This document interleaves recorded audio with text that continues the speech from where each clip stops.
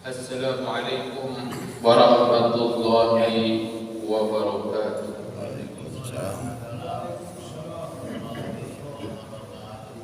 Bismillahirrahmanirrahim. Alhamdulillahi rabbil alamin. Wassalatu wassalamu ala ashrafil anbiya'i wal mursalin Sayyidina Muhammadin wa ala alihi wa ashabihi Rasulillahi ajma'in. Rabbi shrah li sadri wa yassir li amri wahlul 'uqdatam min lisani yafqahu qawli wa saddid lisani wahdi qalbi bihaqi nabiyyika Muhammadin sallallahu alaihi wa alihi wa sallam. Allahumma arinal haqqa haqqan warzuqna ittiba'ah wa arinal batila batilan warzuqna ijtinabah fala taj'al alaina mushtabihan fanattabi'al hawa ba'd. Bapak-bapak, ibu-ibu, hadirin wal hadirat sekalian, jamaah Masjid Besar Al-Hidayah yang dimuliakan Allah Subhanahu wa ta'ala. Syukur alhamdulillah. Senantiasa kita memanjatkan puja dan syukur kita kehadirat Allah yang telah melimpahkan kepada kita banyak kenikmatan, nikmat yang tidak mampu untuk kita hitung, apalagi untuk kita balas. Dalam satu hadis dikatakan, man lam yashkur bi qalilin lam yashkur bi katsirin.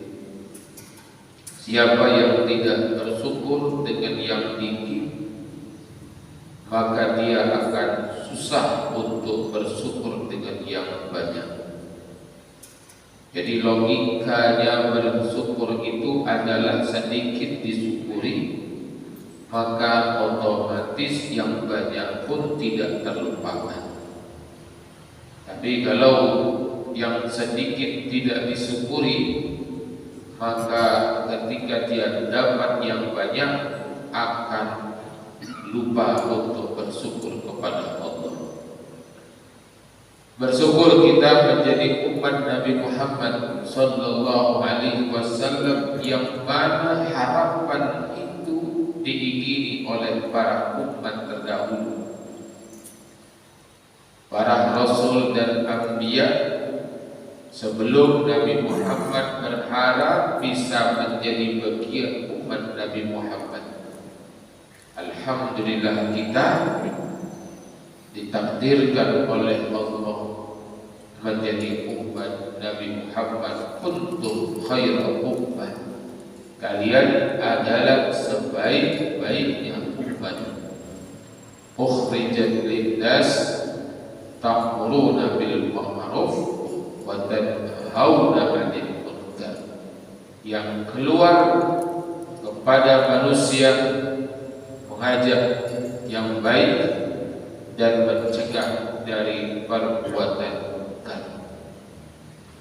Kemudian tidak lupa selalu kita berkirim salam dan salawat kepada Nabi kita Muhammad sallallahu alaihi wasallam yang telah membawa risalah agama Allah ini dengan pengorbanan yang luar biasa.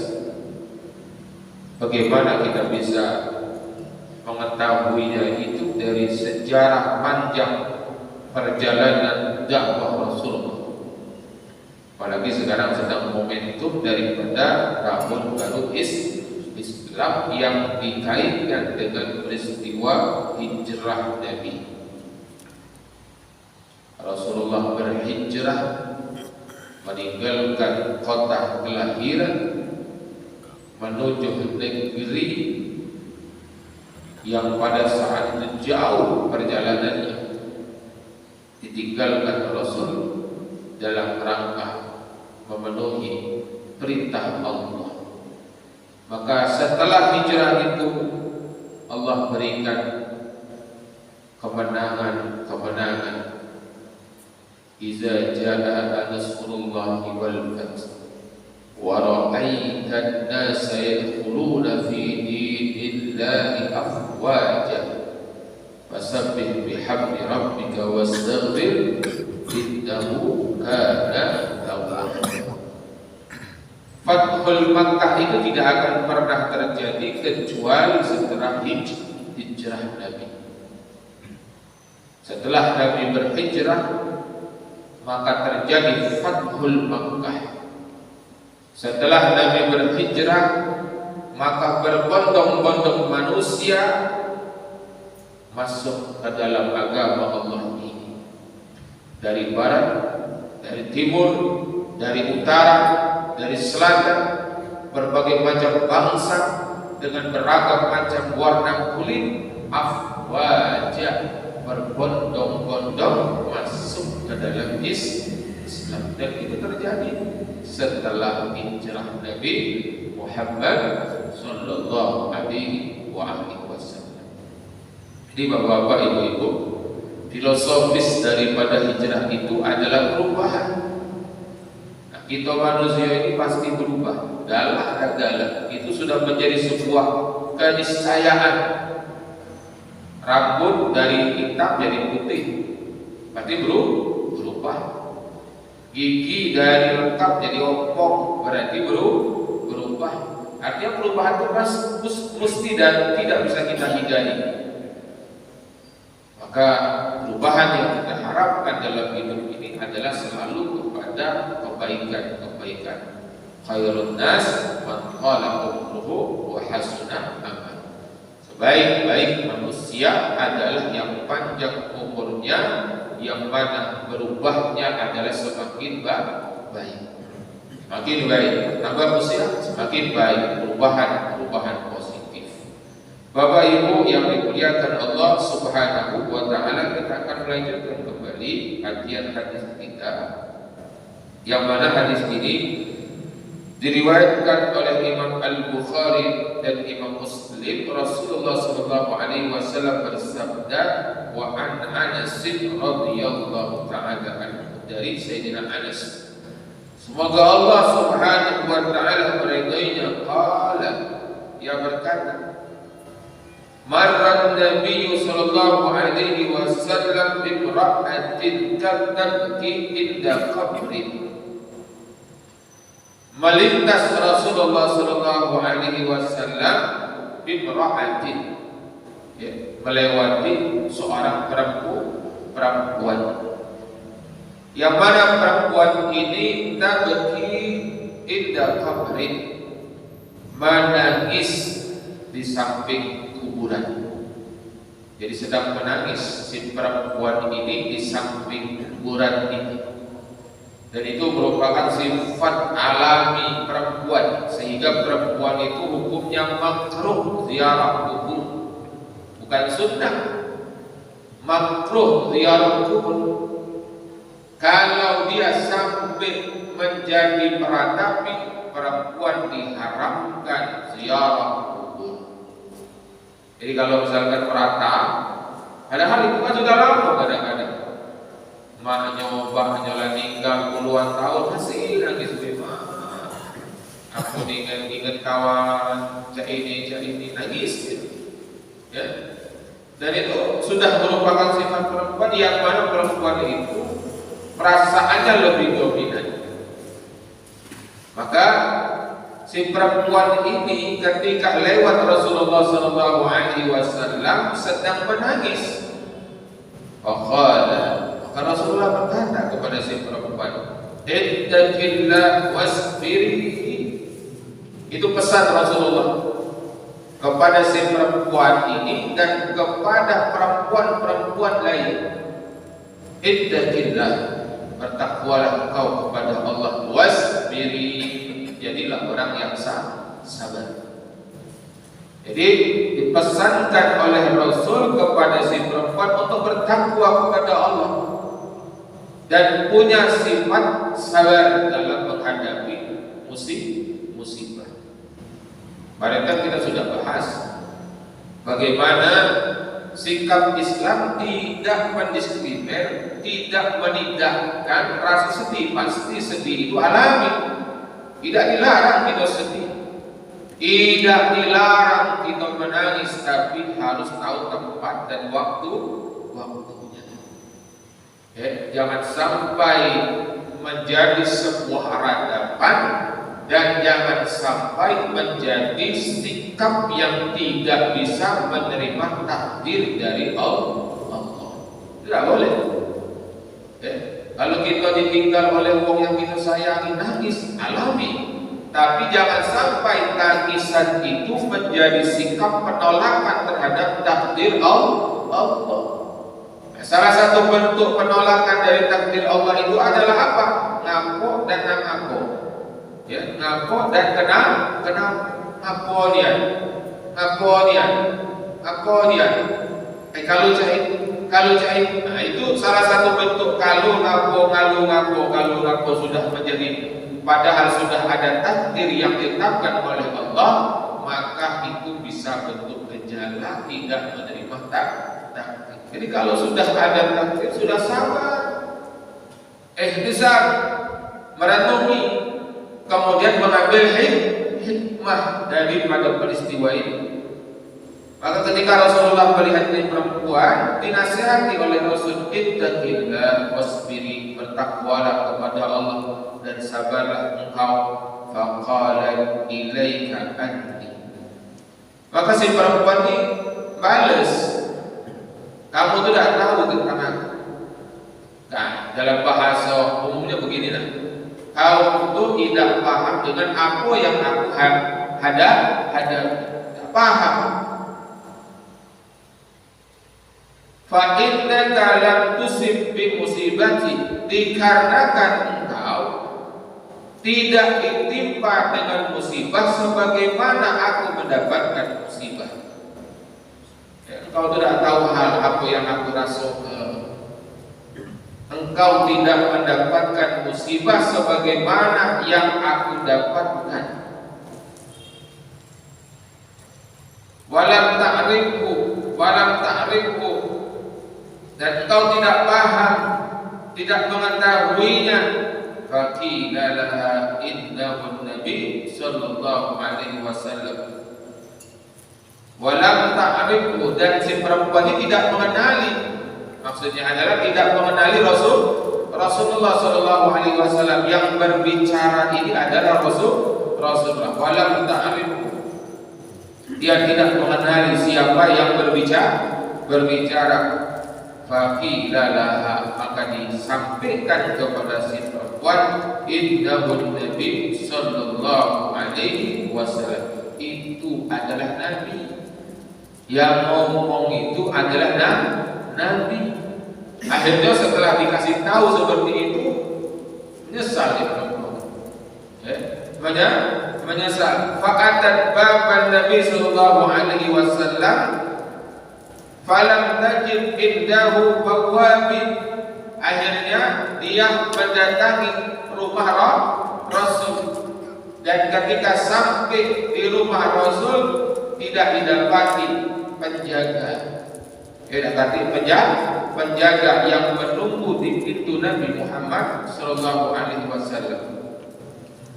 Maka faqalat lam a'rifka, si perempuan berkata, ya Rasul, aku ini tidak mengenalimu. Lam a'rifka, maaf ya, aku tidak paham dengan kamu. Kalau itu adalah engkau. Dan ini sikap yang baik. Ya, ini sikap yang baik. Bagaimana si perempuan ini menunjukkan akhlak yang mulia ketika ditegur oleh Rasulullah sallallahu alaihi wasallam, yang dia tidak mengenali Rasul sehingga sedikit menunjukkan keengganan untuk ditegur itu. Setelah dia tahu dan sadar, dia langsung mendatangi Rasulullah sallallahu alaihi wasallam. Jadi kita perlu nih, ya, perlu dalam kehidupan zaman sekarang adalah ketika kita berhadapan dengan seseorang yang mana lebih tua, yang mana lebih banyak pengalamannya, asam garamnya, kehidupan dia, misalkan tokoh masyarakat atau apalah dia, maka yang kita ini seharusnya lebih dulu mendatanginya, meminta maaf kepadanya, bukan sebaliknya. Ya, kalau sebaliknya yang ditunggu, tidak akan pernah perkara atau persoalan itu menjadi selesai. Kalau nak nunggu yang tua datang kepada yang muda, tidak akan datang. Maka adabnya adalah yang muda mendatangi yang tua, yang sedikit mendatangi yang banyak. Maka Rasulullah SAW bersabda, "Faqala innamas sabru inda sudmatil ula." Muttafaqun alaih.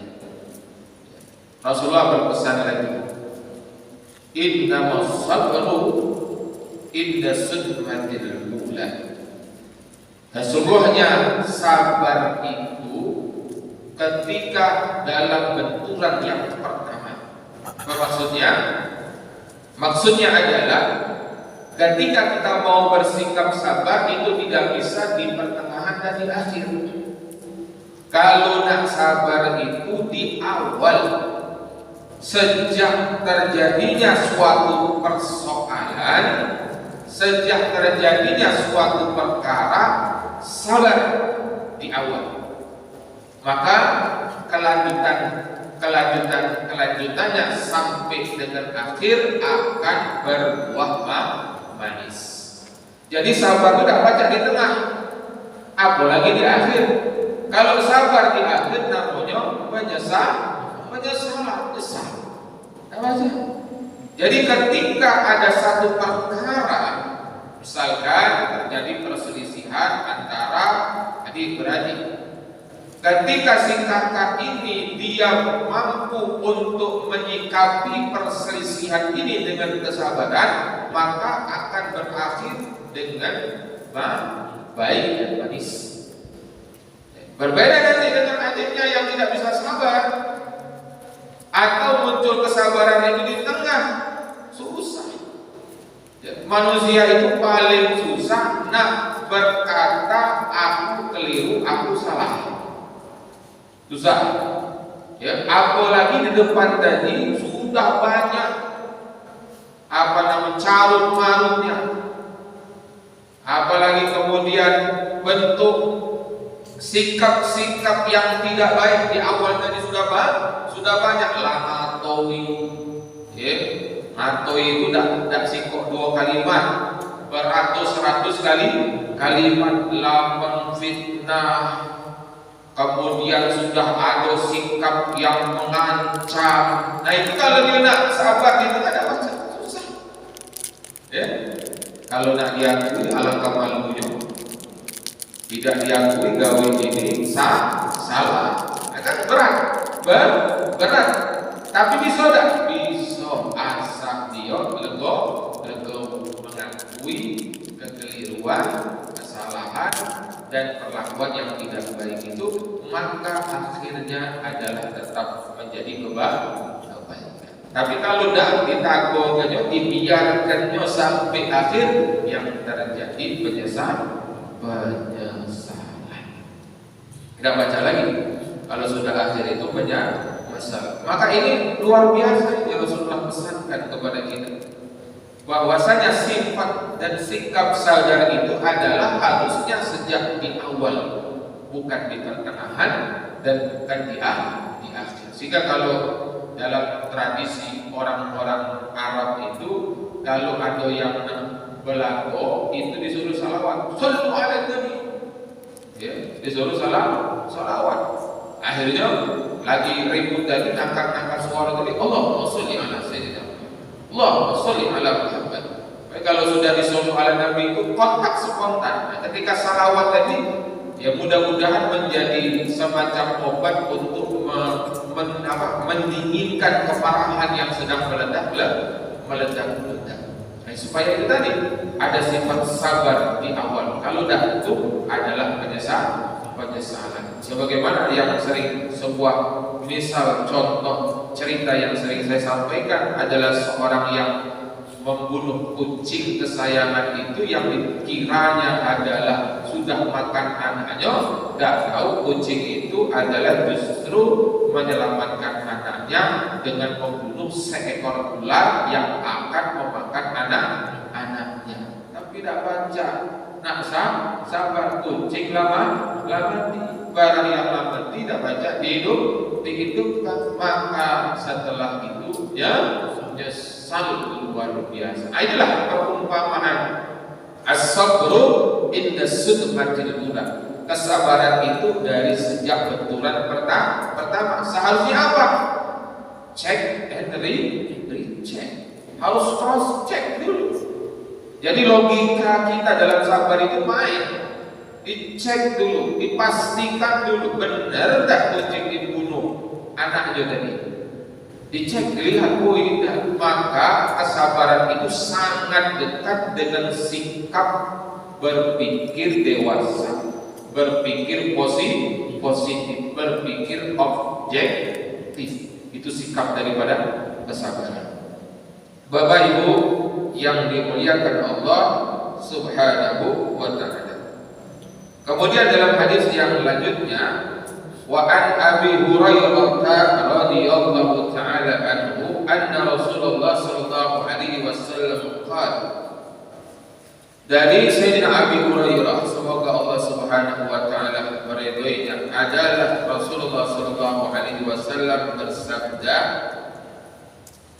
yaqulullahu ta'ala, berfirman Allah Subhanahu wa ta'ala, artinya di hadis qudsi, ma li abdil mu'min, tidaklah untuk hambaku yang beriman, indi, di sampingku, jazaan, pahala, iza qababtu safiyahu min ahli dunya, apabila aku ambil kekasihnya daripada orang dunia, thumma nasabahu illal jannah, kemudian dia berihtisab, maka ganjarannya adalah surga. Jadi ketika kita bersabar mendapati orang yang kita cintai itu dipanggil, diambil oleh Allah, sedih.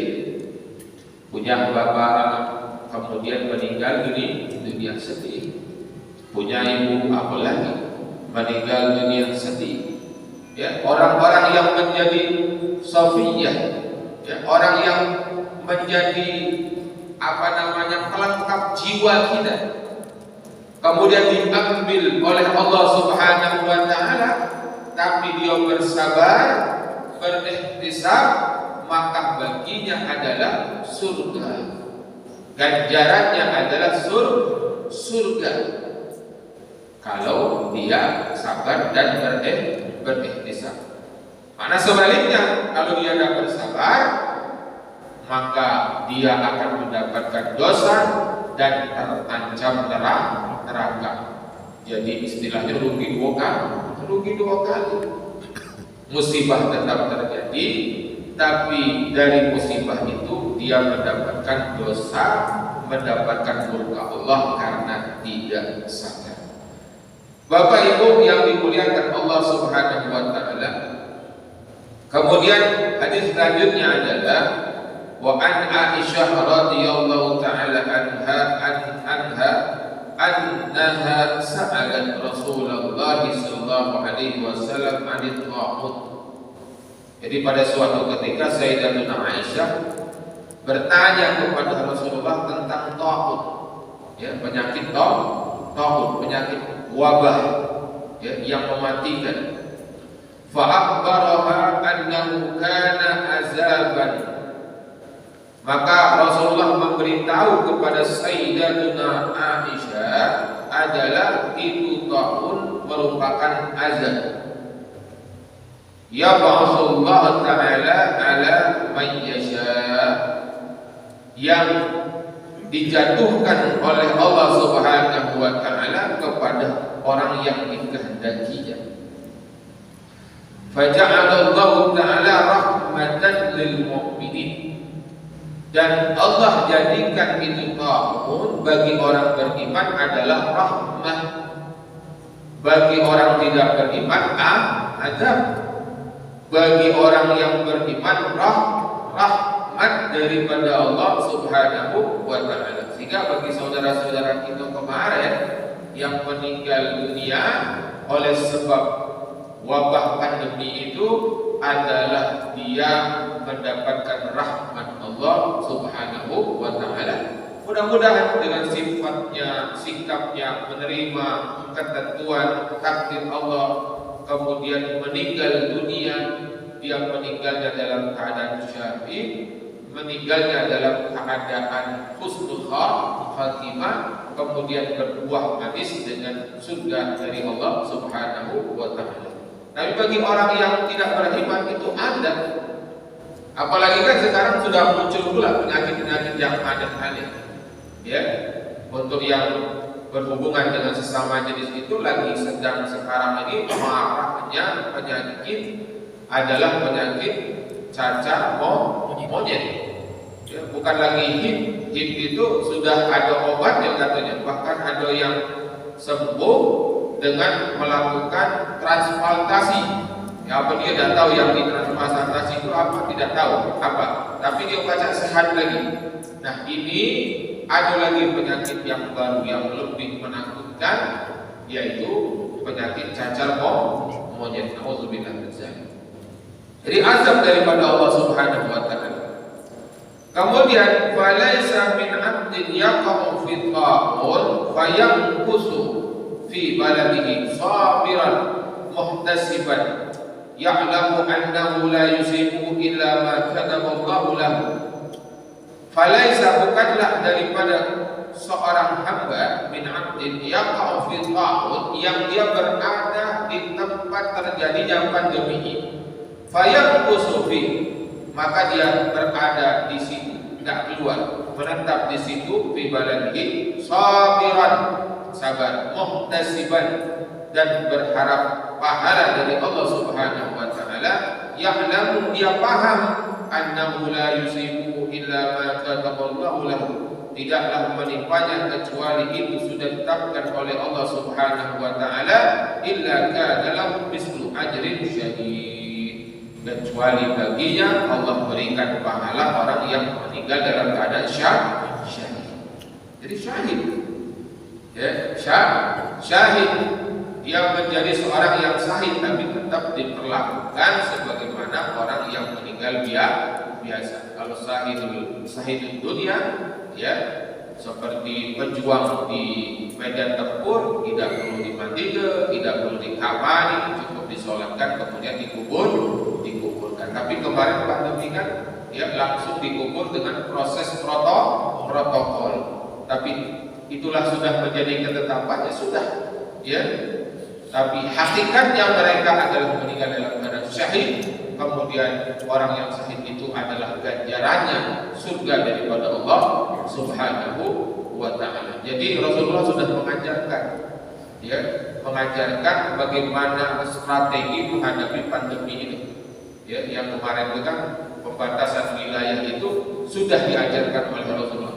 Bagi yang berada di tempat pandemi tidak boleh keluar, bagi yang berada di luar tidak boleh masuk. Dan ini luar biasa juga, dari peristiwa terjadinya wabah penyakit itu pernah terjadi di masa sahabat, ya. Kemudian sahabat bingung bagaimana menyikapinya, ya, bagaimana menghadapi situasi itu dalam hal sikap terhadap takdir Allah Subhanahu wa ta'ala. Maka Sayyidina Umar bin Khattab mengatakan, ya, ketika ada upaya untuk melokalisasi daripada pandemi itu, salah seorang sahabat mengatakan, apakah nanti kita tidak terkategori orang yang tidak menerima takdir Allah? Maka apa yang dikatakan oleh Sayyidina Umar bin Khattab, kita akan berpindah dari satu takdir kepada takdir yang lainnya. Sehingga inilah takdir pemahaman pemahaman takdir dalam akidah Ahlussunnah wal Jamaah itu adalah tetap adanya ikhtiar. Jadi takdir itu bukan pasrah menunggu, tapi adalah dilakukan dengan ikhtiar, usaha maksimal. Maka takdir dalam pandangan akidah Ahlussunnah wal Jamaah seperti itu. Jadi boleh menerima takdir, tapi sebelum takdir itu terjadi ada usaha dan ikhtiar yang kita perlu lakukan. Sembuh, sakit, mati itu memang takdir, tapi jangan gara-gara itu lantas nak sekendak bae. Oi, mati bae, makan sekendak-kendaknya. Padahal sudah ada nasihat dari dokter, Pak, jangan makan kambing lagi, jangan makan durian lagi. Ya dok, sudah keluar dari rumah sakit, dari ruang dokter tuh, dokter itu tidak percaya dengan takdir Allah, dia itu kurang iman itu dia itu. Akhirnya dimakannya kambing, dimakannya durian tadi, tidak tahu sejak jadi perlu duduk perkara takdir itu tidak sembrono, ada di situ ikhtiar dan usaha. Ini saja yang bisa kami sampaikan, mudah-mudahan memberikan manfaat kepada kita semuanya. Akhirul kalam, assalamualaikum warahmatullahi wabarakatuh.